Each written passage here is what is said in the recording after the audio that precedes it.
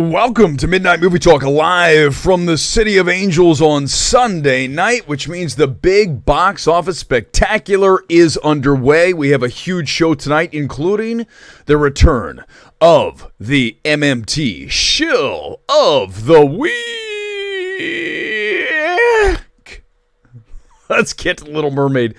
And we have a mixed opening here because this is rare that we see this, a film that does significantly better stateside than it did overseas. And you know, look at Fast X. We're going to talk about that in a minute. And you talk about a film that did the opposite. It's Fast X. It's doing better overseas. Little Mermaid, for whatever reason, is struggling overseas, doing better here in the States. Let's look here. Look at this weekend. Total weekend, 163.8 million worldwide, okay? International, though, only 68 million of that. The other 95.5 is from the States. Usually you're looking at a larger international. So something is happening here with this film. Now, let's just focus on stateside right now. 95.5 million. I want to show you guys something because you guys know that if there's one thing MMT likes to do, we will toot our horn when we see fit. And we see fit right now as we bring you back to Thursday's show. Have a listen to my prediction. Burbank, Century City, and then Universal. Those are the top three, along with the Doing Grove. the sales check right here. Oh, I hate the Grove. I hate the Grove. And I do hate the Grove. The parking is the worst. I saw the flash sucks. there. I can't stand the parking. I can't stand that area. I don't want to go 100% there. right. The Grove's Look at the this. worst. Little Mermaid's almost sold out. Okay, get ready. Get ready it's for a the number, big guys. crowd. So here's my number for the movie. Get ready. This weekend, I'm going to take it at 95 for 3. Hold on, everybody. Hold on. What was that again? Just one more time. Let me roll it back just 10 seconds. Let's just listen to that one more time. Look at this. Little Mermaid's almost sold out. I mean, that's a big crowd. So here's my number for the movie. This weekend, I'm going to take it at 95 for 3. Give me a like, everybody. Come in right now and shower me with likes. I nailed the number. This was Thursday night stream. I said 95 for 3. Boom, there it is. Now, I was doing the math all kinds of jacked up on that 4-day. Because the 4-day, if I would have done it right, would be at 118, which is about where it's going to be here at the end of tomorrow. I want some love for nailing this film at 95. Now, let me tell you, it really is curious to me what happened to this film overseas. I want to get your take on what happened because I can't quite figure it out. Now, I do know this, that the film did not do the business. You know, if you look at the multiple, right? So you look at the number Friday, whatever Friday's number is, and then you multiply that times 3 and you get your 3-day weekend. In this case, it's a 4-day. It's a weird, anytime we have one of these, 4-day weekends, obviously I'm counting Friday, Saturday, Sunday, and then Monday, 4 days, then you're talking about a whole different animal when it comes to forecasting. But when you look at this number, it should have done better based on the Friday number than what we ended up with. So that is really puzzling because it has an A cinema score, okay? I know we're going so nerdy tonight, but yet I had to make sure you guys know that I nailed this number at 95. So if anyone goes, Eric doesn't know any box office, he's so clueless, that guy. Oh, what about nailing the number? Like multiple times when we've done that, by the way. So what happened to this film? Okay, here's one of the reasons the film did not do the numbers that we maybe thought it could do, like over 100, maybe push this thing to 130, 140. There is still, and we've talked about this going all the way back to Lightyear, whenever you look at a Disney film, there is a segment of the population out there that is not thrilled with what Disney is doing. Look, come on, guys. I don't want to talk about woke shit all night, right? That's just so boring to me. Can you imagine doing a show like some of these streamers where they literally, that's their number one calling card? It's woke. This is why it failed, because it's woke, and Ariel doesn't look like the Ariel in the cartoon. You're like, oh my God. Can you imagine being that person? Like, that's your persona. That's essentially your shilling, right? Because it's like, are you really that angry about this? Because if so, we need to get you out into the world so you experience some different things that maybe don't agitate you, like the color of the skin of the mermaid in the movie, okay? Just as long as she works in the role, which she does, shouldn't matter, okay? But there is a segment of the population that is not thrilled with Disney's, quote, woke politics, okay? You have to admit it. I'm not saying I agree with it. I don't even have that discussion. You guys know me by now. I don't have an issue with it. But there is a segment, so that's one of the reasons it went under. But why did it fail? Why did it come under internationally? That's the question that I pose to you, because I've been sitting here like throughout the day going, what happened to this film? Why did it not fire overseas as well as it did here stateside? Now, I'm going to get to those comments in a minute, but I want to go to topic number 2, which is dovetailing this perfectly. Fast X is at 500 million worldwide, and when we go back to the worldwide chart here, you're going to see that this film is doing so much better. I know it's thrilling to look at charts, but this helps me to look at the actual numbers in front of me, and I can present the case, okay? Look at this. Okay, so you look at the worldwide on this film. It's 507 million. But the thing is that is almost all coming from international. The international number is 400 million. So look at this. It is 80% of this film's box office is coming from overseas. China's huge.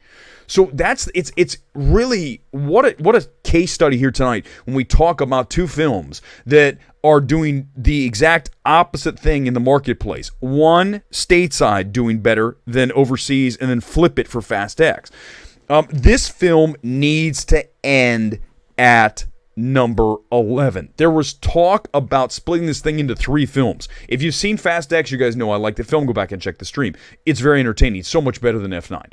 F9 did just absolute major damage to this franchise because it was so bad that people didn't want to come back. It's a shame that Fast X wasn't the film instead of Fast 9, because I think then we'd still be building. But you wrap at 11.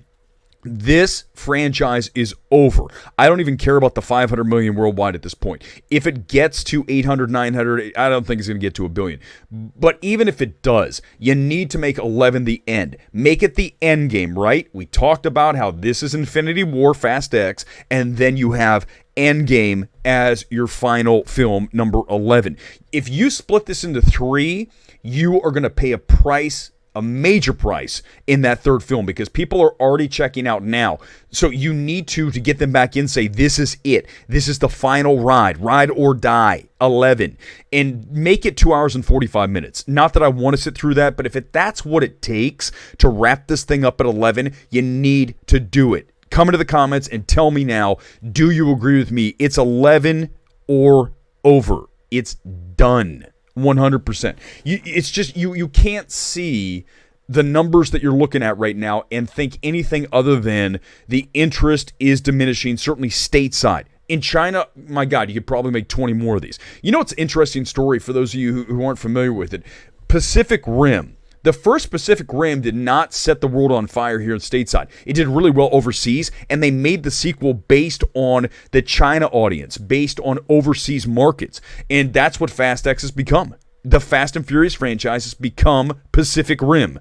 A like for that, thank you. No one else has ever said that. That's the stuff you get here on MMT here on this Sunday night. By the way, show of the week's coming up tonight. This is going to be a hard one for me, because I know this person. I like this person. I mean, I don't know them super well. We've certainly interacted on numerous occasions.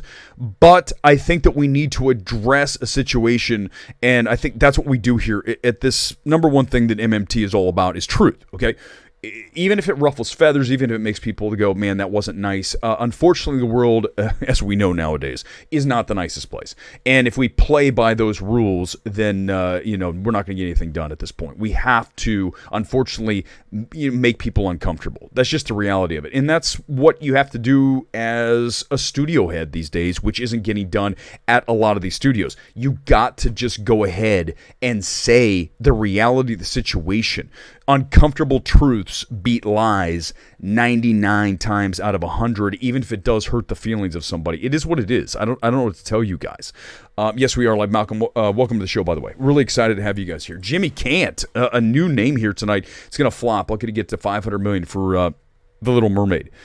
I mean, at this pace, you're probably right. If it doesn't get to 500 million, this is absolutely going to be a flop. This film was pegged to get to at least 800. If it does 500, there's no way to spin it. That is a huge disappointment.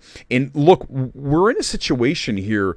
It's not quite like Lightyear. Okay, it's not that bad. Like Lightyear was a major, that was a bomb, right? And so was Strange World. This is not those two, but this is also not the greatest launch, and certainly one that Disney is not thrilled about. And the reason I know they're not thrilled about it is when I get the email from Disney on Sunday morning, you can tell if they're super stoked with whatever that opening is. And the number one way that you find out is by reading the very top of the email where they break down, look, it did well here, here, here. This is all like, hey, look at stateside. And by the way, overseas, it's there. And, let's go back to the stateside, right? So when you know that you have a weakness, what are you going to accentuate? Your positives, which is the stateside number. Disney's fully aware that this film did not do the numbers that they expected and they hoped for. It's also not a bomb. So anyone who you've watched on a stream today or is going to watch over the next, 24, 48 hours here on the Memorial Day weekend. By the way, happy Memorial Day weekend to you. Thanks for being here tonight on MMT. Don't listen to somebody who says this thing is an outright bomb. That's someone with an agenda. We don't deal in agendas here. Now, technically we do if the film's terrible. Then yes, that's an agenda to tell you to avoid said film at all costs. Beau is Afraid, Scream 6, Cocaine Bear.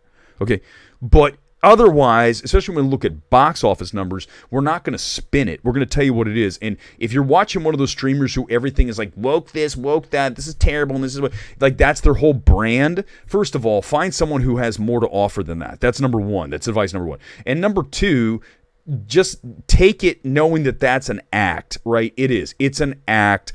A lot of YouTubers are out there, anyone, talk about podcasters, whoever, that are putting on a show. We don't do that here, okay? If you guys don't know that by now, after a year and however many months we've been doing this, this is real, honest shit. We do not deal with theatrical the theatrics of everything. Granted, we've done some things that, but we're always rooted in truth. That is what we are trying to do here. China's not rescuing Little Mermaid worldwide box office. No, it's definitely not. The China number, I got to dig into the email. The China number was very disappointing. And that's, you need China, right? Now that COVID has been sidelined for now, whatever they have ready for us next time, right? Like it's over. No politics. We're not going to do it. But we're going to say, yeah. China has to be in now that it's back, right? So, and we're still missing Russia. The film's made a lot of money in Russia. Hello? You're talking about one of the largest countries on planet Earth, and you remove that from the box office, you're going to feel that in your numbers. But China has to be there. China's there for Fast X. It's not for Little Mermaid. I don't know why. Mermaid's a giant bore. I disagree. Go back and watch the reaction stream. Do I think it's a great film? No. Do I think it is very adequate at what it's trying to do? Be a live-action remake of a cartoon from the 90s? Yes, indeed, I do. That's exactly, and she is fine, okay? Her voice is better than that. Her voice is the star attraction in that role. But the film itself is okay, guys? It's not a bad film. It's one of those films that always is, these are the hardest films to evaluate. The films that are in the middle, right? The films that ride the middle are never going to be easy because you can't go all out and praise, and you can't go the other way and just wholesale destroy it. So you're stuck in the middle here with Little Mermaid going, it's okay? It's, what else did you want? That's the thing that I ask anyone who bothered to watch Little Mermaid, this live action. What did you want out of that based on the cartoon? Okay, I know what I didn't want. I didn't want Awkwafina on the bed in the palace doing the rap song, right? The two of them with Sebastian. That I didn't need. Okay, that needs to be removed from the film. But otherwise, it's, what do you want? What did you guys want out of this film? That's the number one evaluation of a film we always talk about, right? It is, did it deliver on its essential premise that you came to the movie to see? When you went to go see Little Mermaid, you want to see a live action Little Mermaid. And what did you get? A live action Little Mermaid that looked plenty fine. The CG's good. Okay, Sebastian, as I said in that tweet, people are like, it's true. Sebastian in The Little Mermaid looks more alive and soulful than any creature in Avatar. Avatar sucks. Avatar, I said it before, I'm not going to go down this road. I can't. I've done it too many times. It is the most overrated two films, franchise, most overrated film of all time, Avatar and Avatar 2. I mean, it is way up there, along with Everything Everywhere. But, I mean, these are not good. Neither of those films are great films. Come on, guys. Avatar's not a great film. Give me a break. It's a freaking video game. Weird box office news today. Variety had 120 million. Yeah.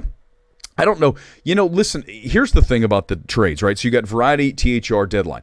They are in bed with the studios. Why are they in bed? And by the way, here comes the show of the week very soon, so be ready because it has a lot to do with what I'm about ready to tell you.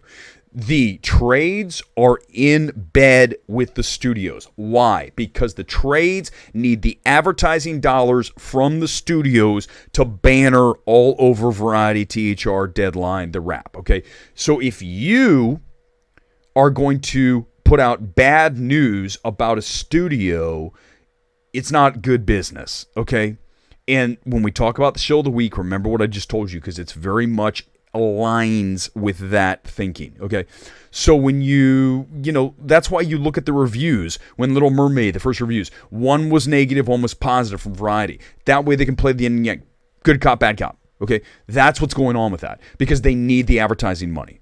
So you can't be me working for Variety. If I worked for Variety or THR or Deadline, they would call me into the office and they'd say, you cannot ever say that this is a career-killing film. A24 is never going to advertise with us again. We just got a call from A24, and they said, if you ever do that again, we will never see another advertising dollar from A24 in the history of our website, our publication, right? And that's why these people are kept within these boundaries. A lot of these critics, quote-unquote critics, shills. And they can't say what the reality is because it will affect them financially. And if you really think about that, extrapolate that, and take it out into the real world and everything that we've seen, how many people, this is the problem with the world. This is the number one problem. If you say, Eric, what's the number one issue with the world today? It boils down to one thing: corruption, okay? And that means you doing something that you actively know is not in the best interest of others, but you don't give a shit because you want money. Okay? I mean, it really comes down to money's the root of all evil, right? It kind of is if you make it your only pursuit. And that's what we have in the world today. So many people that are just worried about making cash that they don't care about the consequence of making that cash. And that's called corruption because you are corrupted in your soul. You do not care. You just want the money, or you want the fame, or you want the clout, and you therefore will do things that you normally wouldn't do. I will never do that. That's not who I am. You could not buy me. You couldn't pay me. You couldn't buy me off. I would say, you can go to hell. Here's what we're going to do. I'm going to do what I'm going to do. And that's why I'm doing a stream with you here tonight on YouTube. And I'm not over at Warner Brothers because I'm not a good kiss ass. I'm a horrifically bad kiss ass. And there's nothing wrong with that. At least I know that about myself. But this town's built on kiss ass. This town's built on corruption. So that's the number one problem with the world. So here's the thing. You want me to predict the lottery? Hey, listen, we nailed 95. We nailed the number. I mean, guys, that's like worth like multiple likes. Go create other accounts and like. Okay, you guys ready? We got a lot to get here tonight. I want to get to a couple more things. Then I got two movies I want to talk about. I just got out of About My Father, which bombed this weekend. And I also have A24's latest film. I didn't even know it was an A24 film. We got those to talk about as well. Your comments. It's a Sunday Night Spectacular. We got a ton of stuff to discuss. I want to talk about this, Guardians. We're now at 730 million worldwide. So the question that I'm getting on Twitter and I'm getting in the comments, can this film get to $1 billion? No, it cannot get to $1 billion, because here's what's happening with the film. As you guys know, next week is Spider-Verse. By the way, Spider-Verse stream coming up on Tuesday night here on MMT Live, probably about 9:30 on West Coast, 12:30 Eastern, because the movie's going to get out late. It's long, so it might even be past that. But just know, Tuesday night we are doing Spider-Verse 2 here on MMT with the reaction stream and my general thoughts on the film.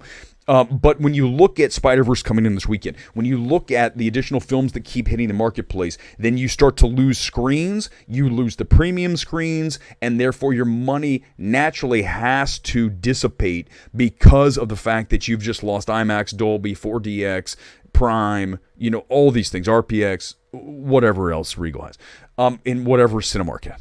So when you lose those screens, then obviously you're not making as much money as you could, like opening weekend, when you have all of those premium screens, because everyone wants to see these big films on the premium screens. Do you want to go see Spider-Verse 2 on, in the small house? No, hell no. You want to see it in IMAX, in Dolby Cinema, RDX, PDX, QDX, whatever the giant Regal thing is. I'd promise at one time, and I'll figure out what Regal does. I only am an AMC guy, and I'm not just saying that for all the apes out there. I am an AMC guy because we have the best AMC complex in the entire country. 5 minutes from my house, AMC Burbank, the 16, the 8, and the 6. Anything you want, it's there. AMC A-List, $25 a month. Best investment you'll ever make. I mean, literally ever in your life. So Guardians is not going to get to $1 billion. I mean, if it gets to 850, that'll be good. But hey, that's fine. It's a lot better than we thought. After opening weekend, we had that kind of muted, whatever opening didn't do what we thought it was going to do.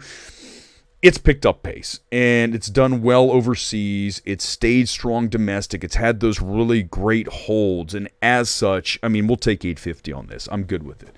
A couple comments, and we get into let's do the shill of the week, and then we'll go to the other two films, because, I mean, are you really that excited to talk about My Father? I mean, with Sebastian Maniscalco. I believe I said it right. Okay, we'll talk about that in a minute. But I mean, it's like, who saw that movie other than me?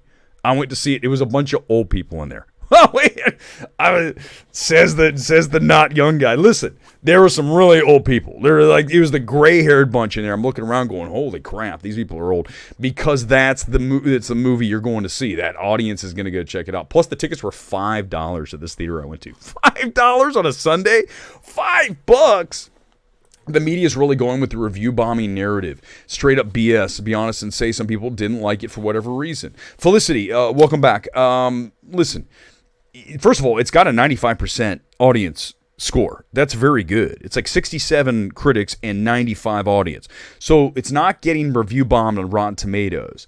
There's some people that didn't like it, but here's the thing. Here's what I would advise. If you run across someone who says that The Little Mermaid was trash, it's terrible, it's not, then that person has an agenda. It's that simple. There's no other way to tell you that than if someone says that The Little Mermaid live action remake is hot trash. It's unwatchable. It's a disaster. That person has an agenda, and or their entire persona is based on, oh, woke this and woke that, and oh, it's so terrible. Just, dude, if that's your persona, you're not even interesting to me. You're very uninteresting, and I don't know how these people have the viewers they have.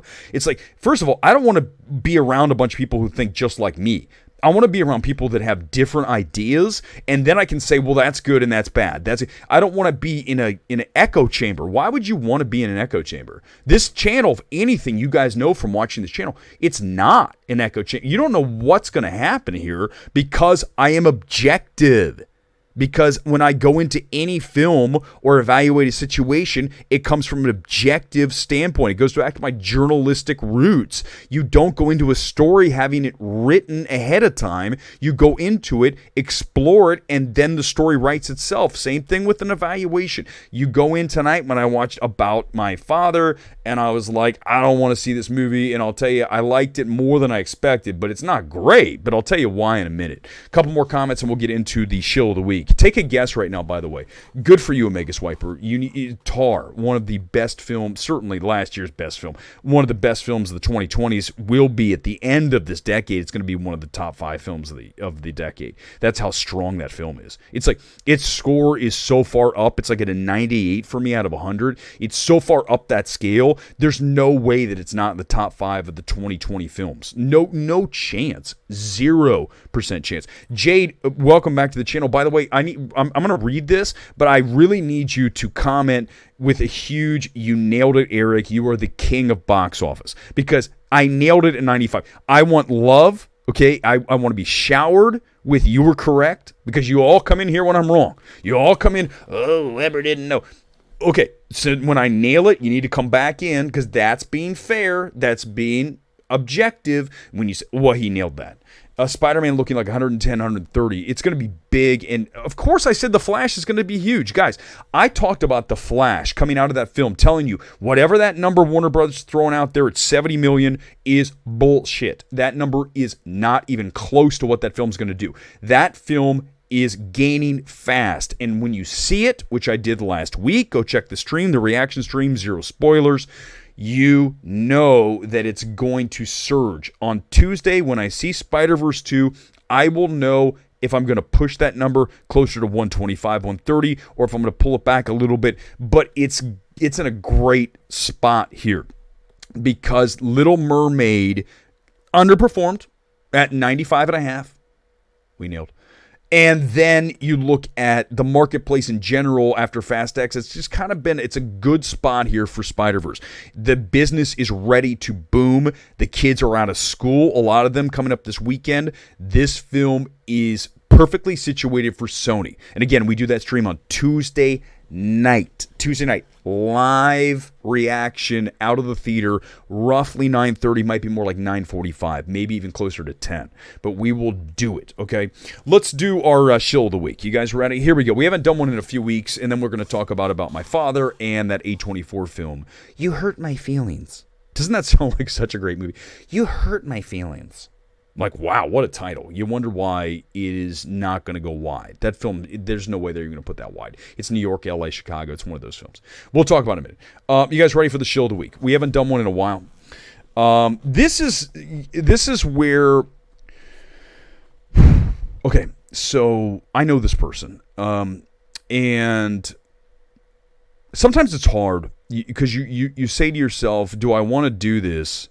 But I think it's fair, okay? Because at the end of the day, I think we need to, if we're going to strike out, we're going to lash out at someone, we need to at least know in our hearts that it's fair. The criticism is fair. We're not going to attack someone where this person's bad because they're fat. This person's bad because they're bald. This person's bad because they're a woman. That's not what we do, okay? We are calling this person out because this person is, by definition, a shill. You guys ready tonight? Here we go. This is going to get back to him, and I'm okay with that, because I think what we want to do when we do the shill of the week, and we're not going to do it every week, because I need to make sure that this person is worthy of it, and that the person, we can't just be throwing it around. That's not what we do. Same with evaluating a film. We're not going to say something's a masterpiece when it's not. But this person, and we talked about this in another shill a few weeks ago. When you're a film critic / journalist / evaluator / whatever you want to call yourself, you need to be able to hammer films you're not supposed to gut. Okay? So you can't just hate on the easy films. You can't just hate on Cocaine Bear, although a lot of people for some reason didn't figure out that you should hate on Cocaine Bear. You can't just destroy Beau is Afraid, although this person loved Beau is Afraid, so that's a major problem. Okay, right there. You can't do those things. You have to equal hammer time. And this person does not do that. And that's why this week's shill of the week is Matt Naglia. Matt Naglia runs the website Next Best Picture. And if you don't know, I run my own award site called Awardsays. We don't have advertising from studios on that site. It's just a straight up go there and find out what's going on with the Oscars. And here's a list of the people that I think should be in the running for each of the categories. Okay, Matt is running a full service site. He's got all the award stuff there, and he does have ads on there that do directly deal with these awards films. And as such, when I pull up Matt's Rotten Tomato page, we're gonna show you exactly what I'm talking about here tonight. This is really textbook liking the films that you're supposed to like, and then detonating the films that are okay. They are not off limits. You can go ahead and destroy them because no one's going to care. The other thing is Matt's over in Cannes. And one of the first things that critics love to do when they go to these film festivals, and by the way, I'm not a film festival guy. I don't ever want to be. I want to watch the films when they come out. Now, listen, I would go tag along with like a Focus or a Neon or an A24. They said, hey, Eric, watch this film. Would you put money on this film? Would you buy this film? Of course, I would love to do that because I think I've got very good taste. And a great example of that, as I go back to, I remember watching for the first time, I saw it here on a streaming link. They sent it to me, was Sound of Metal. If I was in the room bidding for Sound of Metal, and I believe that was Sundance, I would have turned to my money person and said, how much money do we have here? Because I want to unload all of it on this film. And because when you watch Sound of Metal, you see a director in Darius Martyr who is going to be one of the best directors that we have working here, and I cannot wait to see his second film. And he learned so much from Derek Cianfrance, of course, who did Place Beyond the Pines. It's almost like they have the same vision, the way they direct a film. I love the look and feel of Sound of Metal. Okay, that's what I want my film to look like. I would have said, how much do we have? And then I would have started bidding. And then obviously if we get up to the number, let's say 15 million, and Amazon bought it for whatever, they paid a ton for it. But I would have said, we're going to bid up to that number. Whatever that number is we have, we're going to take, because this film is going to be an Oscar player. And I would have called it that night before anyone, the second I saw it, no one knew about Sound of Metal. Because that film is worth every penny, okay? So yes, I'll do that. But when you go to film festivals, a lot of these journalists, they are there to land pull quotes, okay? They know that these films are debuting at the festival, and as such, they have an opportunity to be quoted in the press material for the film that just debuted. And as such, I can tell you now, someone sent it to me, I don't have it in front of me, but trust me, Naglia was already quoted on Elemental. By the way, 57%, he gave it an 8 out of 10. That's a fresh. Asteroid City, 8 out of 10, more than likely going to have a quote on that. First person to see it, loved the film. Anatomy of a Fall, positive. Killers of the Flower Moon, positive. Zone of Interest, positive. Why is all of this important? Because, first of all, these are all awards films. Elemental as a best animated, Asteroid City, as we know, Wes Anderson, Anatomy of a Fall, getting huge buzz. That one, okay, there's some of these I'm not going to argue as far as like Killers of the Flower Moon. Obviously, it's way up there, 96%.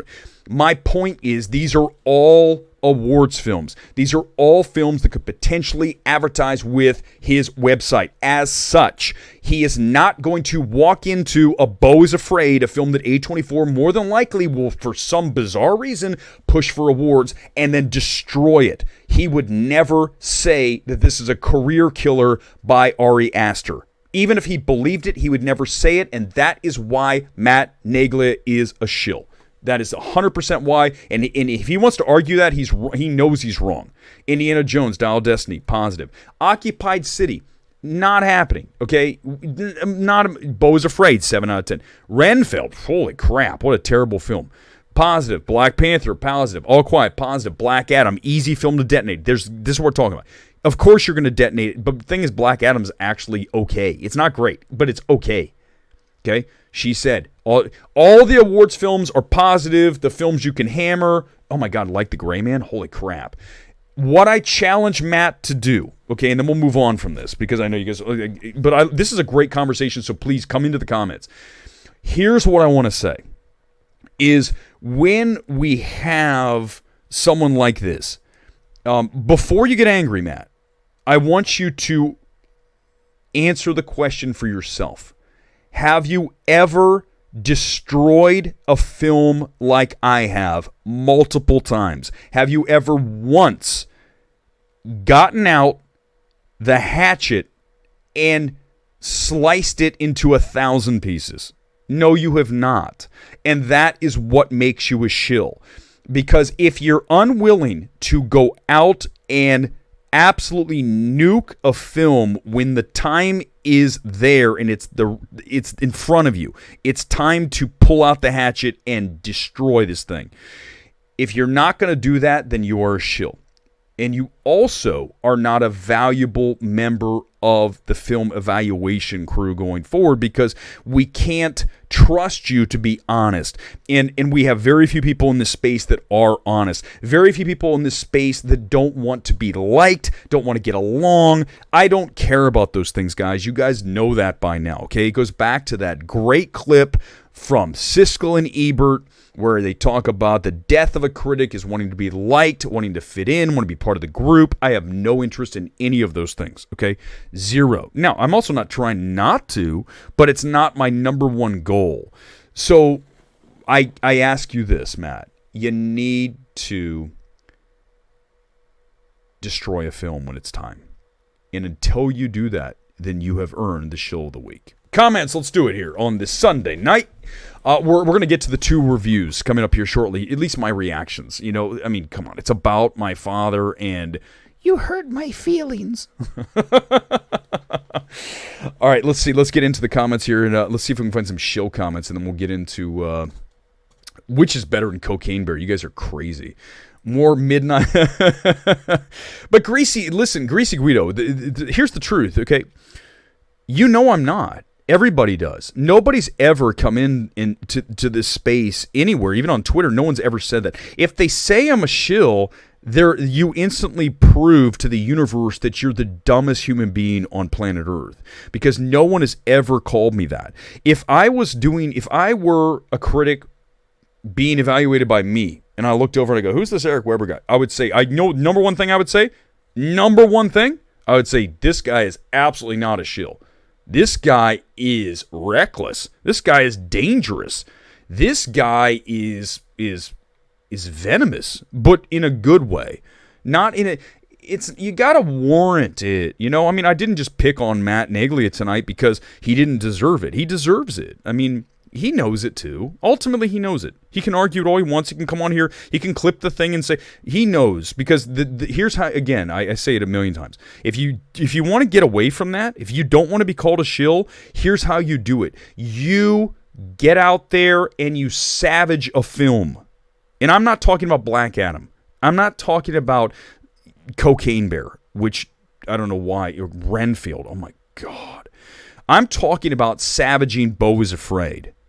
I'm talking about saying Coda is a TV movie with zero artistic flair. No, he'd never do that. Never. Oliver, welcome back. Thanks for being here, by the way. Tar's brilliant. Oh, my God, Tar. Anyone who doesn't like Tar, I don't trust. We already did Zach Pope. Zach Pope was already done. I am the king of box office predictions. Thank you, guys. Right here. Give it up. This is like Brad Pitt, right? Look, this is it. I am the king of box office predictions, nailing it at 95 million, everybody. Let's go. Everybody, get into it. 95 million. Bam! Nailed it. We're going to get ready to talk about, thank you. Nailed it. I really appreciate it if you guys would just say the man, the myth, the legend. Is that okay? Is that too much to ask? I know it's Ric Flair. But could you think about doing that? The man, the myth, the legend. God, there's so many comments. You guys come in with a super chat. It's very hard for me. Give us the film, fix it. Oh, you want to do that? Okay, here we go. Here we go. This is good. This is actually a great idea. It's Weber's Film Fixer. I'm the film fixer, and we are going to go under the hood, and we are going to operate on a film I just walked out of, everybody, about my father. Now, About My Father is Sebastian Maniscalco, and apparently he's a stand-up comedian. He's very popular on Netflix. He's an Italian guy, and he does this whole thing. Hey, what's the thing, man? He's like a version of Andrew Dice Clay, only not quite as edgy. He does many F-bombs, right? He's always talking about his wife or his family or his dad. And in this case, it's his dad. I do the whole thing like this. And if you guys make fun of this, it's the shittiest Italian accent ever, but I will continue. And he's got the thing about this film, I gotta tell you, there's really no way to fix a script this lame, but here's the reality of it. Thank God we've got Robert De Niro in this thing. I mean, Bob De Niro, you talk about a living legend, right? You're talking about one of the best actors that we've ever seen in Hollywood, right? So you got De Niro in this thing. And every time he's in a scene, you're like, this movie's not that bad. It's Robert De Niro. He can't be that bad.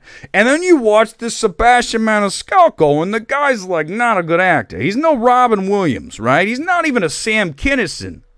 I mean, he's not, right? Remember Sam Kinison and Back to School? You know what I'm saying? The accent, it's going a little bit. Just bear with me. So you're watching it, you're going, this guy's not really a movie star. He looks like he's awkward. He looks like he's not comfortable in front of the camera, right? You got Leslie Bibb in this thing, and she's fine. I mean, God, I haven't seen her in forever, right? From like Iron Man 2. But then you got Robert De Niro, and every time he's on there, even though he's like doing dumb shit like cooking peacocks, he cooks the rich family. I don't even know what accent this is, by the way. He's cooking the rich family some peacock. You guys seen the trailer? It's so bad, that trailer. This movie, thank God for Robert De Niro. He is an American treasure, this man. And because it's almost like a Southern Italian thing now. He's a treasure to the world. And I'll tell you what, thank God for you, Bob De Niro. For that reason, this film is mildly tolerable. But Sebastian Maniscalco on some kind of jet ski flying shit with his pants down, what am I watching? But then I go, there's Robert De Niro. You're saving the movie for me, Robert. Good job. Oh, my God.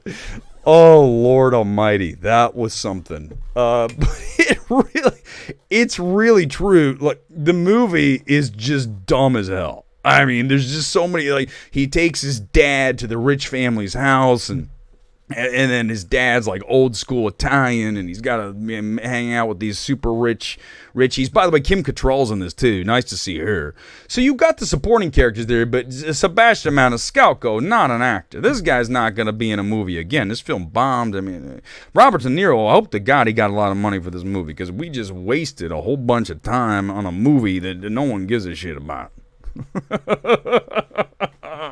Let's go to the comments. What do you think of the accent, everybody? Oh, God, please do. Please post that on Instagram. Feel free to post that and go, what the hell was I just watching? I have no I mean, you guys, I tried. I mean, at least I tried. It's cinema. I didn't see The Machine. I will not. Well, let's talk about the other film in a second. He's no Rodney Dangerfield. Yeah, he's neither of those guys from that movie. Oh, my God. I love Back to School. By the way, who's in that film? Robert Downey Jr.'s in Back to School. Yeah, Back to School is like Gen X centric, right? It's just like heart of Gen X stuff. Less Than Zero and Back to School and Real Genius for Me. My Science Project. I mean, how many 80s movies we go on like a whole stream about all that shit. That's my wheelhouse, baby. Babylon's my favorite. Jimmy, listen, you're new to the channel, but we will ban you for things like this. I will consider banning you for this. This is absolutely unacceptable to come in here and say Babylon. It's so terrible, that film. God, was it bad. Okay, hold on. I want to show you tonight, by the way. Tonight's kit is Luton Town. Why we were in Luton Town, for those of you who don't know, they have been promoted. They won the playoff yesterday. What a game. My God, I watched every second of the game. What a game against Coventry City. And Luton is going to the Premier League. They were in League 2. Let me just walk you through it. So the English Football League, like I know this shit. I've literally learned it over the past 2 years during COVID. I learned all this. League 2, then you go to League 1, then you go to the Championship, then you go to the Premier League. They went from League 2 to 1 to Championship. They went all the way up. They went up the ladder. That's what makes the English football system the best, because you can go up or down. I wish the MLS did that. You can go up or down. I love it. It makes it so much more interesting to me. And so, yeah, Luton Town's coming up. And that's why we pulled it out of the football kit closet tonight.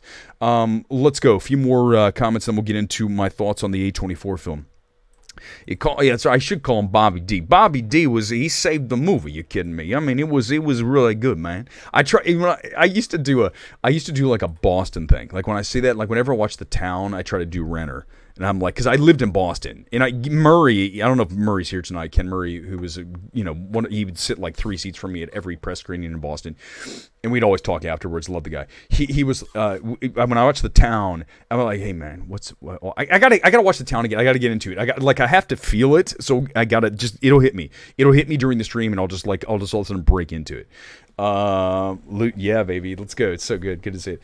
Yeah, the Batgirl, the Marvels, you better watch it. Welcome to the channel, but holy crap, this is the worst comment ever. I'm contemplating hitting the ban button right now. What the hell? No, do not come in here telling me Babylon's good. Don't do it. Oh my god. Do you plan on watching No Hard Feelings? I watched the trailer. I saw it in front of the A24 movie, which we'll go to right coming up. By the way, we're talking about the new A24. You hurt my feelings. That's coming up in a minute. No Hard Feelings, another feelings movie. Jennifer Lawrence looks really funny in this, and it's a hard R comedy, right? The foul mouth comedy that we haven't seen in a while. I think it has a potential to be a big hit, right? Because she looks really good in that. And the whole thing, she's trying to bed the dude so he, comes out of his shell and all that. It looks good. I like it.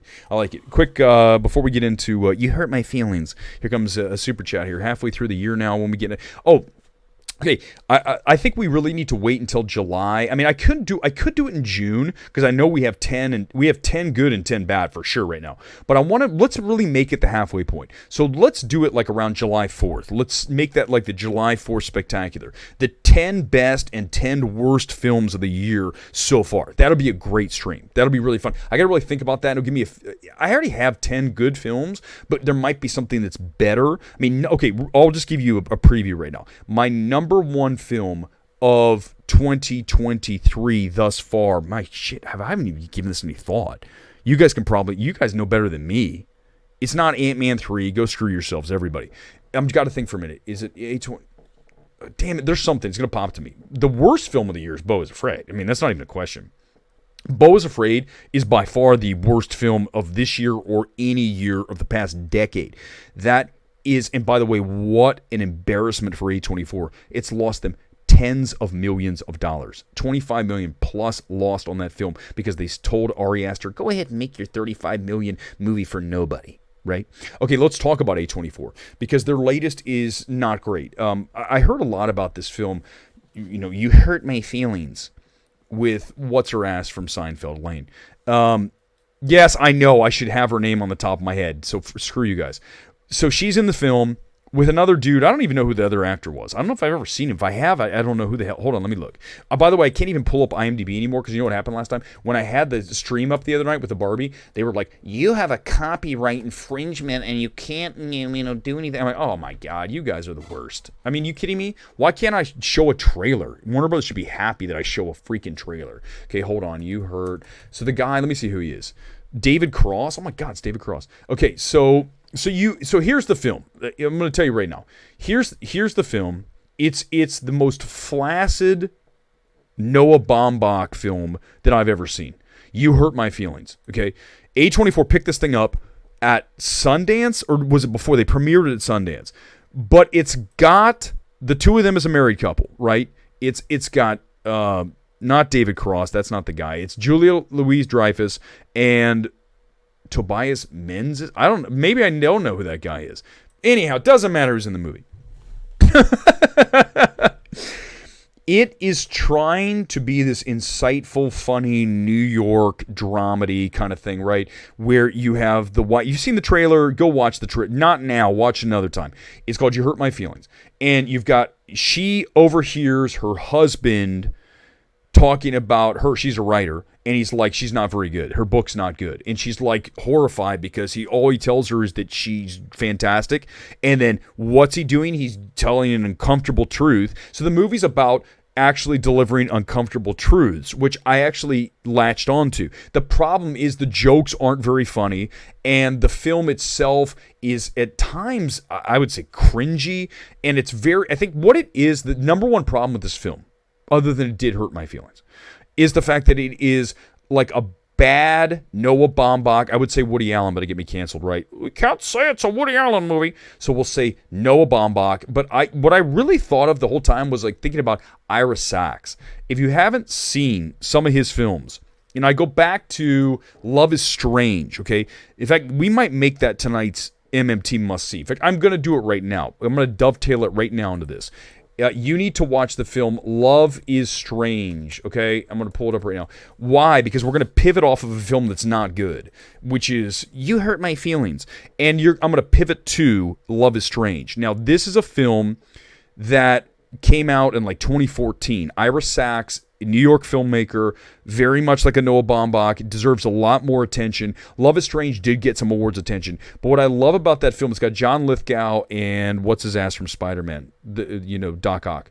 The two of them play a gay couple, and it's about their relationship, and it's just about life in, their relationship, their families, New York. It's so grounded, and I think that's what Ira Sachs brings to this kind of film. And when I watched this You Hurt My Feelings, it just is like a poor imitation of Baumbach or Sachs, and I would recommend anything but watching You Hurt My Feelings. A film that was like way overrated. It's like at 95% on Rotten Tomatoes, but then the audience is like at 65. I'm like, that's more like it. It's not a great film. It's not a bad film. It's also not great in any regard whatsoever. And I think the biggest, most painful thing to sit through in that film last night was thinking to films like Love is Strange and or anything by Noah Baumbach. Go back to Mistress America. Go back and look at Frances Ha. Go back and look at Squid and the Whale. Anything from Noah Baumbach, other than obviously White Noise, and he's had some misses, but the good films by Noah Baumbach, that is what this film was trying to do, and it doesn't work. You need to watch Love is Strange. In fact, I'm going to pull it up. They're not going to give me a copyright strike for this, because I want you guys to at least see what the box looks like. So if you guys go, what is this movie? Here it is. Let me pull it up. Love is Strange. Where is it? Okay. Yeah, 2014. It was like Sony Pictures Classic. Let's see if I can get the box cover up. There it is. I don't think I'll get a copyright strike for this. So there it is. Alfred Molina, thank you. Marissa Tomei's in it. There it is. So you guys need to watch. Hold on. Why is it not showing? Hold on. I'm wrong. My bad. Here it is. There it is. Love is Strange. Watch this film. This is how you do a grounded dramedy. I'd say it's almost more drama than comedy, but it just feels, the characters all feel very authentic and very grounded, and the whole film works really well. Another one by him, Love is Strange, is Ira Sachs, and then also another one by him is, let me see if I can get it real quick, that I liked with Greg Kinnear. It's not as strong, but it's still a very good film, is Little Men. Here, this Little Men. I'll throw that one up there too. So that's your homework. A lot of you probably like, who's Ira Sachs? If you do, this is what I love to do, and I think someone actually commented that. We wish you'd do more of this, because we talk so much about the big films. Little Men's another very good film.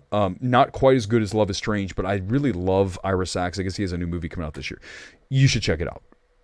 Either one of those films is going to work, but I would go with Love is Strange first.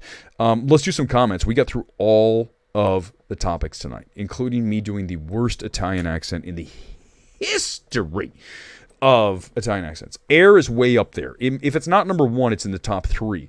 I feel like there's something that I have above that. John Wick 4 is definitely up there. Great job. You guys know me really well. The Flash is in the top 5. Blackberry's probably right there. It's not number 1. I do like Are You There, God? It's Me, Margaret. 100%. Let's see what else we got here. Yeah, the worst is Cocaine Bear. It's so bad. I mean, it's such a bad film. And we've thank you. Everyone's like, Julia Louis-Dreyfus. Yeah, I know. Julia Louis. It's Julia Louis-Dreyfus, right? Yeah. Yeah, Tobias Mendes. How do I know that guy? I was watching him last night going, do I know this person? Have I seen him in something? Tell me what I've seen him in. I've probably seen him in something I don't even know what it was.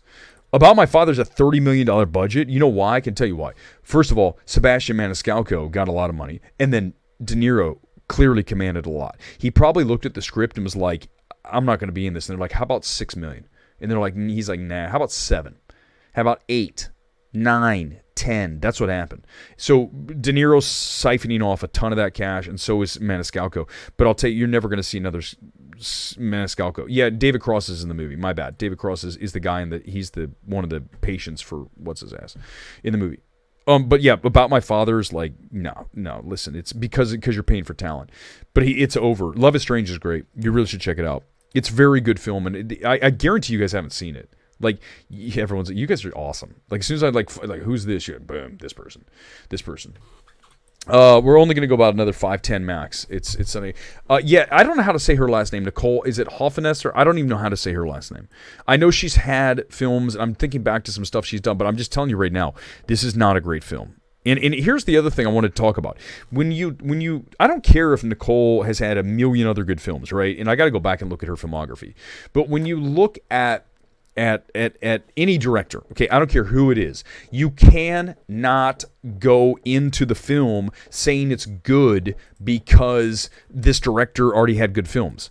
Like, even Ira Sachs, right, who I really like both those films, I'm not going to go into his next film, which I think is coming out this fall. I think it debuted at Sundance. I'm not going to go into it saying it's great because it's Ira Sachs, right? Or for that matter, Baumbach or Bong or Nolan or Rose Glass, who I can't wait to see. Darius Martyr we talked about earlier. I'm not going to walk into their next film and say this is great. You can't do that. All of it, Enough Said. I saw Enough Said for sure. Friends with Money I saw. So she's made some films, but I'm just telling you guys, it's not a great film. So you can't go into these films already saying this is good because the director has only delivered good films or has had 8 good films out of 10.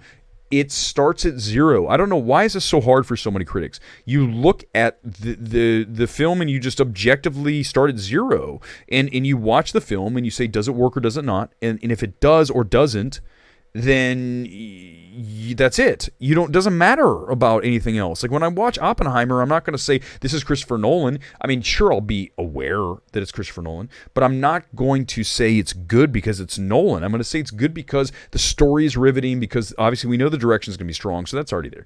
But it's got to work on its own, man. We don't judge based on legacy. We don't do that. You can't do that. Too many critics do that. My homework for you, watch Babylon while intoxicated. Maybe.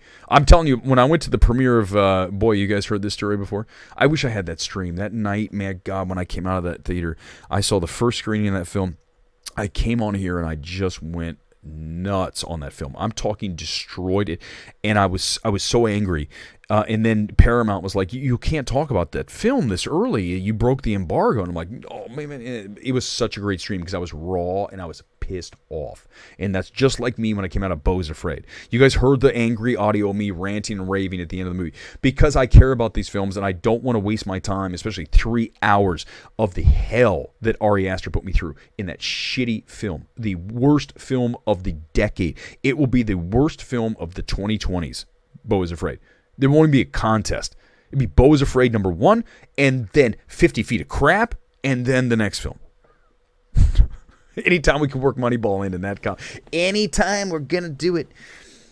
How do you say her last name? Is it Ellie? Yeah, I like her. She's good. She's in that she's in the what's it called? Little Men. Yeah. Those are good films. These are really good films, and they're also short. Another good thing about My Father, I mean, I said De Niro, is the fact it's short. It's really short. It's like an hour and a half, maybe even less. I was like, oh, I love you. She co-wrote Last Duel. I like Last Duel, but here's the problem. We never talked about Last Duel because... Did we talk about Last Duel? Was I doing this show then? Let me talk about Last Duel because this is great. I really always wanted to do this. Let's discuss Last Duel and the problem with that film. Okay, it's a major problem. First of all, the 3 perspectives does not work, and I've said this so many times. For anyone who's watched The Last Duel and defends that, you're wrong. There is not enough of a difference between Adam Driver's retelling. He is admitting in his portrayal of the story that he raped her, right? So he's admitting that. Now, granted, it's still rape. So here's the thing, and this is, wow, you guys are like, wow, this is like getting dark. If you've seen Last Duel, here's the question, and come in here and you tell me, in Adam Driver's version of the story, because we have 3 different versions, right? Matt Damon What's her name? Oh my God, I'm forgetting her name. This is what happens when you do a live show. I don't have it in front of me. Her, who's great. She's fantastic in that film. When you have 3 different tellings of the story, right? 3 different versions of the same story and what the truth is, right? There's the 2 versions, then the truth, hers. His version's very much like that. He rapes her. What do we like? You. That's the thing. Whenever I say that, people act like, "What are you talking about?" Like I have 7 heads. I'm like, in Adam Driver's version of the story, he rapes her. So what are we talking about? Like, why are we doing this so many times? And why, as a director, are you showing me someone get raped multiple times for a long period of time? That's very uncomfortable. And the fact that Ridley Scott showed us that scene not once but twice, and that shows me almost a sadistic nature. That's the problem with that film. That's how you fix The Last Duel. You can show a bit of it. You don't need to show it as long as he does. You certainly don't need to show it twice. That film is undone by the fact that you show the rape twice, and that the version that Adam Driver tells and the version that, yes, her tells, they're almost the same. Because they are. He rapes her in both. What are you guys going to talk? Because he said something different? Because he was more charming in the other one? At the end of the day, none of that shit matters. He rapes her. Give me a thumbs up, because I find, why am I the only person who can call this shit what it is? It makes me, I want to get, I'm about ready to lose it. I'm not going to do it. I'm not going to. Your Babylon stream was actually my introduction to you. I've been hooked ever since. Thank you. You know what? I made a mistake. Whenever you have a stream and the studio comes after you, Gore told me this, and I didn't know at the time because I was new, and I started. You make the stream private, and then you bring it back when it's legal. So instead, I nuked it out of like fear, which is the stupidest thing ever. That'll never happen again. Okay, whenever we do a stream, I will destroy a film, and if the studio says, Eric, you went too far, then we will make it private, and then we'll re-show it as soon as the embargo breaks. Boom, there's the reaction stream. Thank you, Felicity. Thank you. Why am I the only person who nailed this? The Last Duel is a very good film, but it's not a perfect film because of the reasons I said. I enjoyed The Last Duel. Thought it was it's repetitive. 100%. It's too long. 100%. All of these things. Jodie Comer, thank you guys. I was going to go to IMDb, and I knew someone would come in here fast enough. Last Duel was good, but of course you did, Malcolm, because you have good taste. Because we are right about this. The thing is listen. Here's the reality. You know why, Johnny, you line up with me on almost everything except for Beau's Afraid. It's so bad, Johnny. The reason you line with me for everything except for Beau's Afraid is because we are speaking truths here. Now, granted, it's our experience with the film, but after seeing films and doing this for as long as I have, you know good versus great versus masterpiece versus piece of trash. You know the levels, right? And we also are very good and very fair about evaluating the film it's trying to be. We are not going to watch About My Father and review it as if we are watching Tar, as if we are watching an awards film from Searchlight, A24, Focus, whoever. No, we're watching About My Father and judging against like Meet the Parents or whatever, some goof comedy, family comedy. It's not great, but De Niro makes it tolerable. That's it, right? I mean, it's not, this isn't hard. This isn't, I'm not woke, but I'm not, here's the problem that people can't ever figure out with me. I'm not anything. That's what makes me this, they can't figure it out. Because every time they think they have you figured out, you pivot to something else and they go, wait a second, you're not doing what we expected. Well, that's because you're objective. When you're objective, you're never able to tell what someone's going to do. I could say Joe Biden's a fucking idiot, or I can say Trump is the biggest ass on the planet. I'm not going to judge them under political lenses. I'm going to judge them on their actions, right? So that makes us objective. The same thing we talk about when we talk about anything that deals with woke or race or sex. We are not going to discuss those things and be some kind of, make that our badge. We are going to discuss merit. That is how I was raised. That is how I believe the world should work. That if you're good at what you do, the color of your skin does not matter. If you're not good at what you do, the color of your skin does not matter. It doesn't matter. You're either talented or you're not. You either have the goods or you don't. You either bring something to the table or you do not. That's it. It's all merit. That's why this channel works, because you guys know that's how I evaluate. When I say that Halle Bailey, God, that's so hard to say, is good and certainly strong enough as Ariel. I'm being fair and accurate. I don't care about the color of her skin. She's good as Ariel. Why is that so hard? And anyone who does it the other way, don't watch those people. They're making you dumber. They really are. They're making you more Neanderthalic. Thank you very much. I will be patenting that word. I'll trademark it. If you use Neanderthalic again, it might even be a word I've never heard anyone ever say. Stop being Neanderthalic. Thank you so much. MMT directed by David. Oh, God. Good Lord. Good Lord. Corey takes over the show. That would be David Gordon Green's version of the show. He'd be like changing into something that's totally not. That's how bad he screwed that thing up. And I can't. I love the fact that they're saying The Exorcist is terrible, and that people are like going, "Oh my God, look here, mega YouTube." Perfect. The test screening for The Exorcist, it was terrible. I love to hear that, because we told Universal the night that we came out of Halloween Ends, right, the reaction stream, we said, you need to fire David Gordon Green now. You need to remove him from The Exorcist. It needs to end now, not in another second. You need to fire him, get him off the lot. As soon as I walked out of Halloween Ends, they said, here's the final cut. I'd say, goodbye, you're gone. I'm giving you 10 minutes to get off the lot, and then security's going to walk you out. And then we're going to call the cops. If you don't go with the security, we are getting the cops, and we are walking you off the lot, David Gordon Green, because you desecrated the legacy of Michael Myers is forever been shit on by one of the worst directors in the history of directing, David Gordon Green. Based on what he did to Michael Myers' character, he should never work again in Hollywood. Ever again. And I want The Exorcist to be terrible so that this man never works again. I don't know the man, but I'm telling you, if your job is to deliver a version of Halloween that is in keeping with the Michael Myers, the legend, the legacy, everything that character was brought to us by John Carpenter back in 1978, and you do that to him, you should never work again in this town. It's over. It is, help me guys, over. 5-minute warning. 5. We'll go 110 tonight. But only because it's a holiday. Only because it's a holiday. It's Memorial Day weekend, so we'll go a little longer for you guys. Just a little bit. David Gordon, just embarrassment. What a terrible. If I ever see him out, I'm telling you guys, I'm not kidding you. If I see David Gordon Green, and let's say if I saw David Gordon Green at the Burbank, anyone knows this. Gone Girl will totally attest to this. He knows that this is true. If I knew, because I don't even really know what he looks like, but if I saw him, I think I do know him because he's in the movie, right? I think I know who he is. If I see David Gordon Green and he's like walking through the hall at AMC Burbank, I'm not going to yell at him, but I'm literally going to go up to him and say, why the hell did you destroy the legacy of Michael Myers? And how do you sleep at night knowing that you did? I would absolutely do that, because we can't allow these people to do these things to our properties and get away with it.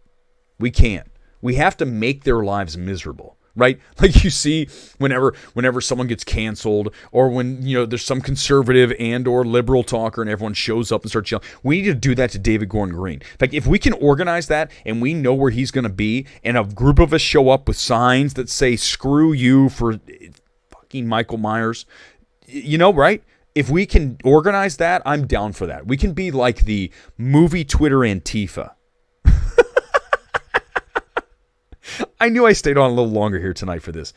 If you want to join that group, we don't even need to we're not going to wear masks. We're not like a bunch of pussies. We're going to show up, and we're going to have they know who we are, and we're going to say, David Gordon Green, we're going to get in his face. We're not going to do any physical shit. We're not like the Antifa burning stuff down. We're not doing that. We're going to just get up in David Gordon Green's face and say, you suck. You are the worst for doing what you did. And I hope that The Exorcist is worse than Halloween Ends, so that this man never works again in this town. Ever. It's over. What are the awards ace Razzies worst director odds for the year? Well, first of all, David Gordon Green was last year, so that's hard. For this year, it's Ari Aster. I mean, there's no way that it's not Ari Aster. There's no film I'm going to see this year No, Halloween Ends is watchable. Beau's Afraid's not watchable. Not at 3 hours. If it's an hour and a half, I would say I would probably agree with you. Halloween Ends is the worst piece of trash I've ever seen. Listen, we do this all the time. I'm going to do it, and then the stream's pretty much done.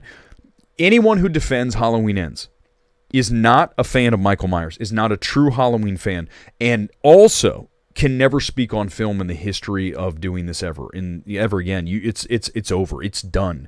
You cannot. And I said that. Listen, I love Scott. Scott is one of the nicest guys that I know. Okay, but when Mendelsohn says that Halloween Ends was good, you shake your head and go, dude. I mean, next you'll be telling me The Whale is good. Like, what? The Whale is one of the biggest turds in the history of film. Such a bad film. In I've said it before, the Oscars from last year, worst Oscars ever. Because you've got a Best Actor winner in one of the worst awards films in the history of awards films, and then you have a Best Picture in one of the most overrated films in the history of cinema. How could it not be the worst Oscars in the history of it is. MT gets freaky. David Gordon Green controls the second son. There's two sons. I'm sorry, guys. I'm telling you. By the way, someone showed me this. Can I show you something real quick? Someone showed me this. Have you guys ever noticed? Now, listen, I know there's a lot of people that are, quote, waking up right now, right? Like they're waking up, okay? You guys know whatever that means, okay? Okay, so I'm going to show you something. So they always say that the whatever the dark forces that rule the world, okay? And we can agree that they probably are dark. They like to show their shit to you. They like to show their hand, right? They like to go like, "Hey, by the way, like let's just say this." So they'd be like, "So here's what." So they have it in front of you, but they're not saying it. They just like to like show it off and pretend that it's not there. So it's like subliminal, right? Subliminal. You ready for this? Someone showed me this, and I go, "Oh my god, you guys ready for this?" Check this out. Look at this. What is this logo? What is the MasterCard logo? It's two sons. Is it not? Once I show you that, can you ever see it any other way? It's like MasterCard. There's two sons. There's two sons. I'm just saying. They like to put it in our face. And it's a money, right? They're running that shit. I'm telling you, man, the world's a wild place. Listen, we'll get ready to wrap this thing, even though I'm having fun tonight on the stream. It was really good. It was a really fun time, guys. I really enjoyed this one tonight. Is this the number one takeaway always from MMT, and hopefully we've accomplished this, if nothing else, and I'd argue probably nothing else. We need to always question everything, especially what we've been through the last few years. You need to always ask, is this in my best interest? Do the people that are doing this have my best interest in mind? You need to ask those questions and just always be curious. Don't just accept the answer. And also stand firm in what you believe in. I don't care what it is, but if you truly believe something, do not wilt. Stand strong in your conviction, and that you have more power in that than if you relent and you say, okay, no, I don't. And there's a lot of critics who do that, a lot of shills who do that. They're afraid to stand tall and firm and hard and say, this is my truth, and this is a terrible film, or this is a great film when everyone's saying something's bad. Do that. Be that person. The world's a better place if we do that. But if you want to join my MMT Antifa group and go harass directors like David Gordon Green, Ari Aster, who else? Elizabeth Banks, whoever directed. Oh, shit. What's his name? Did Magic Mike. We got all. If you guys want to, if we find them out and about, especially at the Burbank complex down the street, we will yell. Not be violent, but we're going to get a little bit loud. We need to have some pushback in Hollywood, and I'm ready to lead the charge. The MMT Antifa group will meet soon. Oh, God, they're coming for me now. They're coming for me tonight. So be it. I don't care. I don't care anymore, as you guys know. All right, that's going to do it. We're back here Tuesday night, guys. Tuesday night for the Spider-Verse 2 Reaction Zero spoiler stream. It'll be fun. I would look for that about 9:45. We'll do like a 15-minute reaction only on Spider-Verse 2. Few questions, super chats probably only because it's going to be like a tight stream. So plan on that Tuesday late, not 9. I'm not going to be out. It's in Century City, so I got to get from there to here. That takes time. So I'm going to say closer to 10. Let's just plan on 10.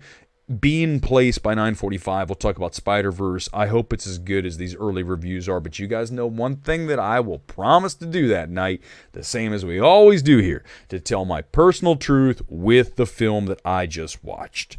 That'll do it. Live from Los Angeles, Eric Weber. Have a great rest of your Memorial Day weekend, and we'll see you back here Tuesday night on MMT. Good night.